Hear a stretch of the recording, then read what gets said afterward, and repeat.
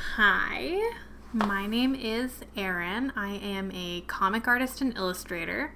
I'm based in the Kootenays in Canada, and I have a Bachelor of Fine Arts in Visual Arts and a minor in film. I studied pretty much every single course that we had on comics, which was only about 3 or 4. One was how to write comics, and it was a really interesting course. It was half writing students and then half art students, so we all kind of had to learn from each other, so that was definitely extremely beneficial. And then the other courses were based on the history of comics as well as kind of theory behind it, so I definitely have a very broad kind of understanding of comics, specifically North American comics and manga. I've studied a little bit of, I have a few Korean comics and I have a Malaysian comic as well, but I'm not very well versed in that. If you read a lot of Webtoon or Tapas, a lot of the comics on there are Korean, so that's kind of interesting to know if you want to get to know some Korean comics instead of specifically just Japanese manga or North American superhero comics or, webcomic artists. There's a lot that have come out of North America recently, like Sarah Anderson, Kate Beaton. There's the writer of XKCD who's been going at it for now about 15 years. So there's a lot of stuff out there. So this is kind of just meant to be a little introduction to comics. What are comics? Specifically, what do I make? How you can kind of get started. And then I'm going to be doing other videos based on this stream just got a little weird. I'm going to be doing other videos based on more specific ideas, so panel transitions and page layout, writing, character design. So this is just sort of meant as a little introduction to everything, and then we'll be going more in depth in later streams. So again, I'm Erin. I write the comic Mindless Muse. I just finished a little zine called 2020 Baby about having a baby during the pandemic. I also illustrate the book series Skeleton Joe, which is written by my husband, and I have other little projects on the go all the time, and I do quite a few webcomics. I try to post at least 3 or 4 a week on my Instagram, and then I've also sort of branched out into prints and illustrations based on popular culture, as well as a lot of cat art. So if you're interested in any of that stuff, I have an Etsy, I have an Instagram, I have Patreon, I have all that kind of stuff. So there's definitely a lot of content, even just that I produce, but there's even more content created by these amazing talented people. So there's really, it's a black hole once you get started. So let's get started kind of on some theory of comics and what is a comic, and then we'll go into more in-depth looking at examples. So a lot of what I'm going to be talking about is inspired by Scott McCloud, who he wrote these 2 incredible compendiums of comic art and illustration, Understanding Comics and then Making Comics. They are written like a comic book, so they're definitely not nearly as dense as a textbook, and if you read any comics, it's a lot easier to understand, but I went back to read it and I realized that it's actually incredibly dense and he's very knowledgeable. This guy knows everything about comics. Is incredible, but if you want to read it, just know that it is quite dense, and maybe do a chapter at a time if you're not used to reading textbook style books, but it is still incredibly interesting, and he just knows so much about comics. It's incredible. I own both of them, so writing comics if you're interested, or making comics if you're interested in actually making them. He talks about the writing process, he talks about character design. But then if you kind of just want to know about comics and are interested in the history of it, Understanding Comics is great because he talks about, I have his definition here of what comics are, so he kind of delves into and he kind of dissects them. He talks about a lot of comics from history, sort of iconography, how that comes into play.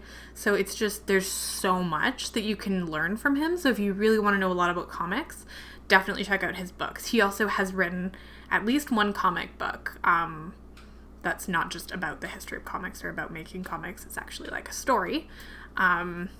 I haven't read it myself, but it looks beautiful, so I'm really interested to read it in the future. So his definition is incredibly specific. So juxtapose pictorial and other images in deliberate sequence intended to convey information and or produce an aesthetic response in the reader. So that is just so incredibly dense, that sentence alone. But when you think about it, it really does sort of describe comics in a really interesting way. I like to think of them as just having a sequence. So a lot of people would maybe say that New Yorker cartoons aren't necessarily considered comics because they're just one picture with text, but you could almost argue that the sequence is the image and then the reaction is the text, so it's almost like a sequence of two. I think Scott also agrees that New Yorkers are still considered comics, and that it's all about this tension between the illustration and the text, but then also there's comics with no text, and I challenge you to try to find a comic that's no images, because that would actually be really interesting, but that might just be considered a book. So there's a little bit more simplistic definition.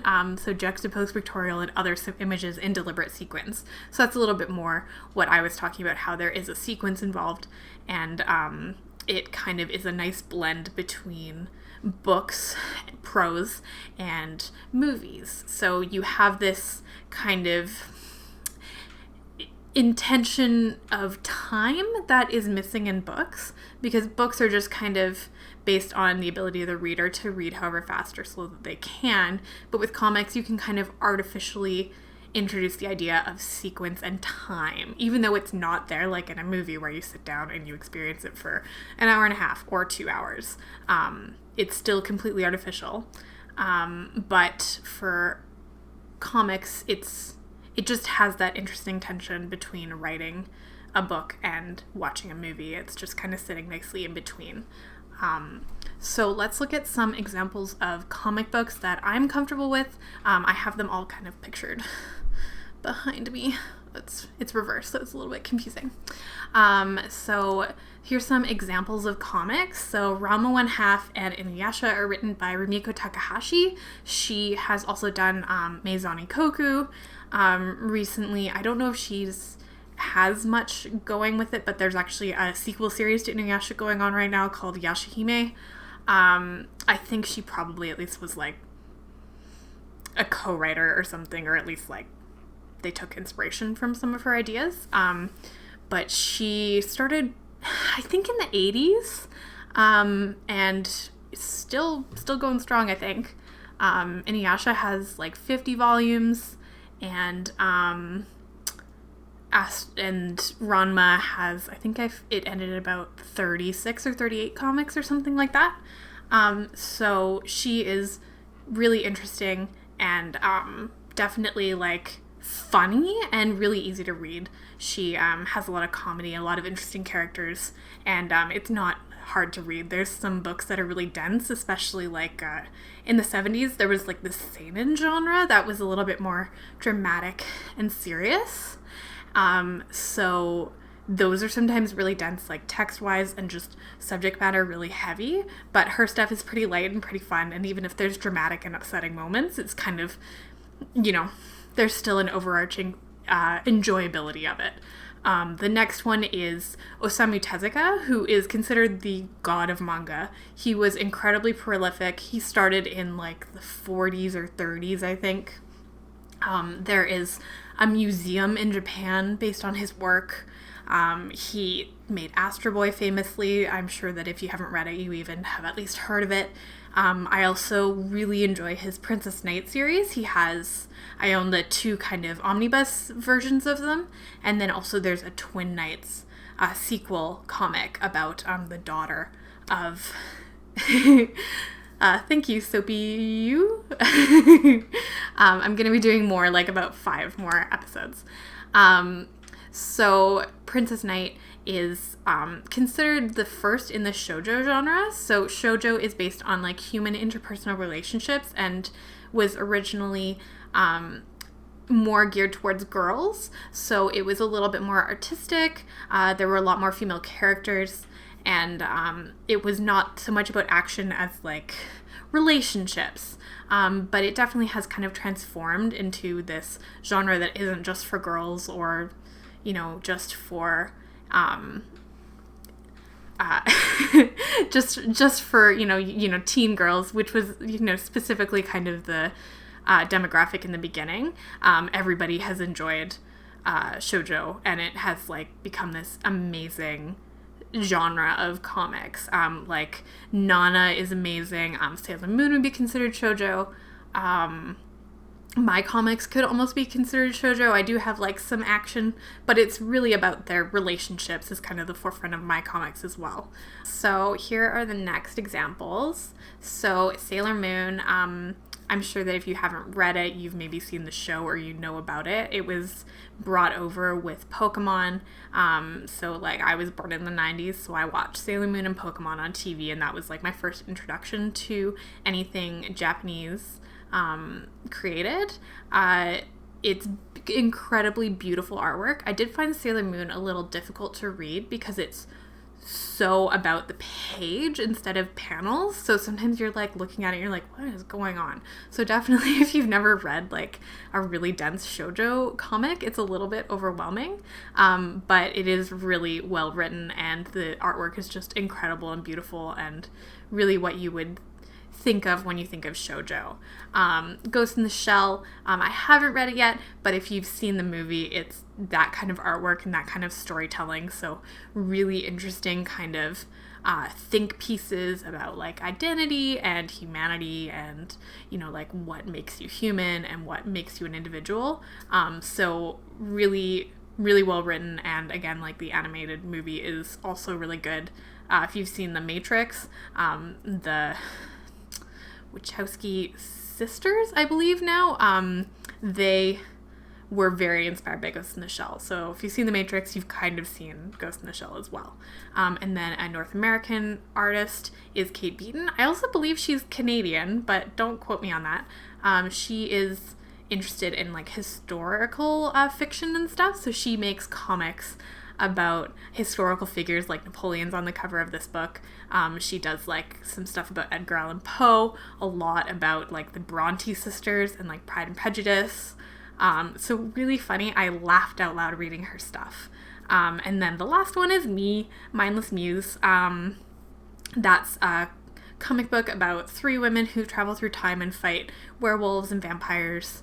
And also are trying to sort of find a mystery between other time travelers and all that kind of stuff. It's so much harder to talk about my stuff than about other people's stuff. But yes, so my stuff, my comics are either available on my Etsy or in a couple of local libraries near me in the Kootenays. So if you're in the Trail area, there is one at the Trail Public Library, and it is available online for purchase as well. And I do have an ebook version of it, I believe. Thanks. And actually the first at least 2 chapters are available on Tapas. So if you really want to like get a taste of it, I do have a little bit of it available for free on Tapas. And again, I do have an Instagram where I post comics probably like 3 or 4 times a week. And I also do other art and illustrations. So let's look at kind of an example of more daily comics. So if you really have no introduction to manga or anything Japanese, you've probably seen comics and newspapers, at least if you're as old as me. So, you know, I grew up with Calvin and Hobbes, and For Better or For Worse were the more common ones that I remember seeing in newspapers. For Better or For Worse, I think, has been going on for like 30 years. So it's incredible. And then an older one would be like Crazy Cat, which was really influential. And actually, if you want to look into the history of Crazy Cat, they kind of burst through the boundaries of newspaper comics. So newspaper comics, if you like can kind of visualize it, they were, you know, the 4 panels, very kind of strict, but Crazy Cat would kind of on the Sunday newspaper do really interesting layouts. So they would kind of have these beautiful like 9-panel layouts, all kind of interacting. I believe there was one where it was like actually just one illustrations broken into 9 pieces. So if you're really interested in the history of comics, Crazy Cat's a really fun one to look at and incredibly influential, and not just like, there's a lot of older ones where they're just kind of like, they had to make 365 a year, so they're just kind of boring. They really didn't have much to work on, and then Calvin and Hobbes is amazing, really well written, and Bill Watterson really did break boundaries as well. He had a lot of gorgeous kind of this watercolor style that he was able to bring in, especially like the Sunday versions of his stuff is just incredible. So and then Dykes to Watch Out For as well, by Alison Bechdel. So if you've heard of the Bechdel test, you've heard of the creator of Dykes to Watch Out For. She also has written other graphic novels. I own 2 of them, I believe. One is about her relationship with her dad, and it's really interesting, just the story of her life. And so she famously wrote a comic about how she, this one character only watches movies that pass this simple test. So that's how the Bechdel test came about. So it's 2 women have to be named and have a conversation with each other about something other than a man. And in the comic, they say the last movie they were able to see was Alien because 2 women discussed this alien. So it's really funny if you kind of look at modern movies, a lot of them still don't pass, or you'll be like, oh, well, they just did that so that it passes the test, but these characters really don't have anything else going on. So that's kind of my film degree sneaking in a little bit. So let's look more in depth at kind of my comics, and we're going to look at kind of dissecting a page. Again, I kind of am more like shoujo-y in style. So this is 3 pages from my comic. So I have 2 characters talking. Again, this is very inspired by film too, right? Like if you look at 2 characters having a conversation, it'll be kind of one character one way and then one character another way, right? So I've made sure that I have Celeste with the little eye thingy. She's facing the same way in both, so that it's easier to understand there's a conversation going on. If you flip them, it just gets confusing. Same way in film, right? Like if if both people are talking and they're both facing the same way, it's just like, so it's a really, like if you watch films, you can kind of take inspiration from them too on how to like lay out your panels and make it kind of read visually quite similarly. And then this is kind of like also the middle one. I have Vlad here. So this is more inspired by shoujo, where I've kind of broken down the panels and they aren't super strict, but I still have attempted kind of a flow. And then the last one is a lot more just like basic panels, and then it kind of breaks up at the bottom. So this is how I would simulate time, right? Because I have these panels at the top that are all the same size and they're quite small, so it's just bang, bang, bang, bang, bang, and then it kind of breaks down and it slows down at the bottom. So as you can see, I kind of have little arrows describing like how you would read it. So I still like try really hard to make it so that you're not confused reading it. Like again, Sailor Moon, sometimes there's like everything going on a page and it's really difficult to know where you're supposed to read, and sometimes you can read it out of order. So I still try to have at least some structure so that it's easy to read, because I do have action and sometimes like complicated things going on, so I don't want it to be like also difficult to read. So you can see with the Vlad one, I have this kind of interesting way that you read it, and you can also use speech bubbles to like pull people in the same way. If you have done any sort of like artistic stuff, that's kind of also in the theory of it. Like if you do a painting, you want to be able to like force the viewer to like look everywhere on it instead of just like focus on one spot and not be able to leave it. So that's kind of the flow of my comics that I try to do, is I try to guide the viewer so that they can follow the story and they can keep moving and not get stuck somewhere. So here's another in-depth. So this is more of a basic. This is the stuff that I post on Instagram because I want people to understand it quickly and get the joke really quickly, because they're mostly simpler stories. I don't do a lot of like continuing stories on my Instagram. So the panels are all the same size. I have a basic joke set up and then payoff. So that's kind of the the style I do. Sometimes I get a little bit more complicated, but because I post, at least 3 a week, I try to just have them be basic and based on my own life too, so I don't have to think as hard as when I'm doing my time travel stories or when I'm doing my Skeleton Joe series. So that's a lot of content. Again, I have these comics behind me that I showed. If you're interested in any of them, you can also feel free to DM me and ask about them. I do have a giant collection downstairs that's a little bit frightening, of comics from all types of genres, that I've just been collecting over time. When I was 14 and I had disposable income, I just accumulated them really quickly. And so we're also now gonna look at some tools. So if you really are interested in starting to make comics, here are the tools that I use, and then I'm also gonna talk about other tools that are popular. But really you just need a piece of paper and a pen. I post at Art by Erin Shutt on Instagram.